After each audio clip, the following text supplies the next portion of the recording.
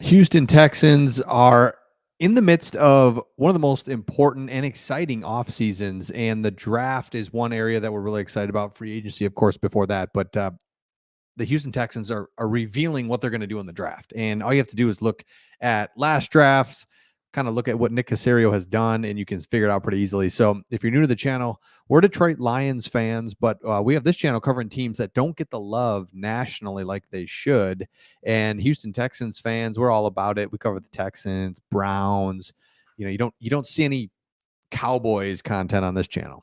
Like, they get enough coverage. Instead, we kind of dive in a little bit deeper and you get an unbiased look into your team on this channel. So the Texans, here's a great article that I love, and it just talks about how if you look at Nick Caserio's draft strategy and habits, then you can kind of see what's going to come this year and what they're going to do. So the Houston Texans' top tactics to team building through the draft. So number one, you got to build through the draft. And you can say anything you want about got lucky with the quarterback position or whatever. Like, the fact is, you drafted and you got the best quarterback last year, and you got him in the draft. You got Will Anderson. You got it, right? So take a look at this. Doubling up on positions of need is one thing that Nick Caserio will do. So he dresses holes on the roster by selecting top end talent to start at the position, goes back to the well after the draft to develop another player alongside the elite prospect. Really interesting. If you have a hole, this is the classic, do you draft for need or draft best player available? I think you can do both. You can find a guy that fits, a really good player that fits your glaring hole that you need. So defensive end, Will Anderson, Horton, and then offensive guard, center, Scruggs and Patterson, wide receiver, Tank Dell, remember that? And then Xavier Hutchinson are some examples. I love that. 2022, real similar. Stingley, Petrie, love that. So I'm a big fill your holes, like fill your needs. You have, you literally don't have someone in that position. It's okay to use the draft to fill that. I mean, I think you can do that and knock out two birds with one stone, and he's not afraid to do that. And I really like seeing GMs that are okay with, it's okay. Like, we all agree that best player available is probably the right strategy. Like, no crap. But wouldn't it be nice if that best player was a corner that you didn't have? Like that, that's really good. So I love that. Next thing that he does, and I think this is another great strategy that more teams are doing, and it's great for both parties. If you're the Texans, you like somebody, you go get them. Will Anderson Jr., Scruggs, Tank Dell, right? Go get them. They trade up to go get the player that you want. Call it getting antsy, calling it not wanting to leave it to chance, but don't call it passive. But there's a player that Caserio's draft board that he wants. He's going to expend the draft capital to nab him before another team does. I'm with this as well. And look, sometimes, because you're always going to find teams that are like, fine, we'll grab an extra pick in the 5th round, to let you move up 3 spots here in the 3rd round. Fine.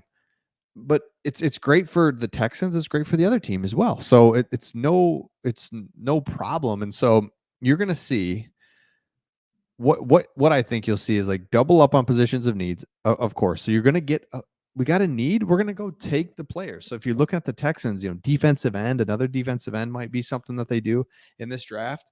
And you look at what they need, defensive tackle, grab a couple. It doesn't hurt. And then trade up to go get them. Go get them. I love that aggressive approach, especially now the Texans can be aggressive because they have the quarterback.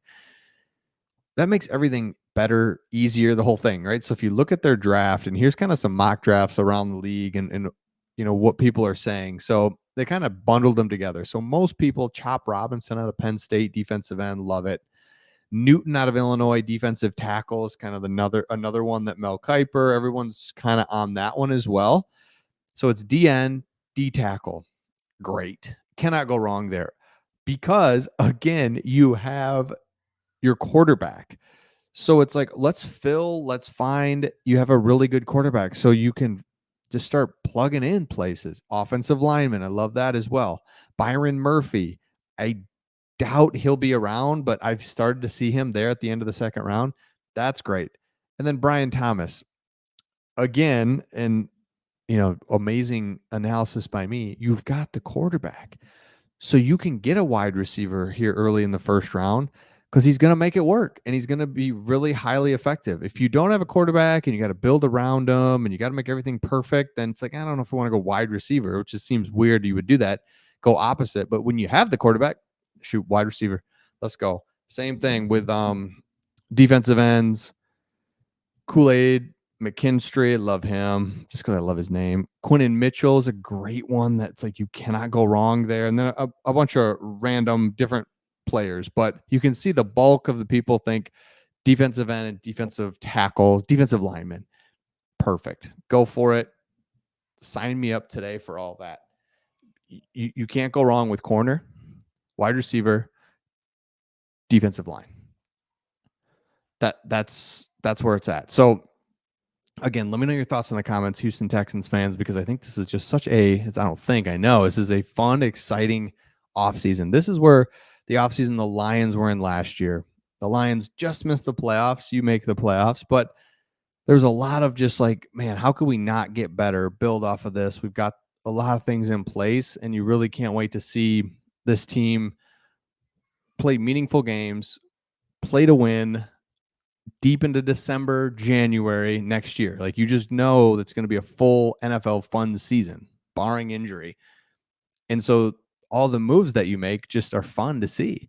Whereas the Lions had the same thing last year, and it was really fun to watch and see who they're going to add and the whole thing. So if you're a Texans fan, this is the most fun time of year you've had in a long time. You've got picks, you've got salary cap, you're in this little rookie contract with CJ Stroud, you've got the coach, you've got a GM, you've got a defensive centerpiece, you've got the culture.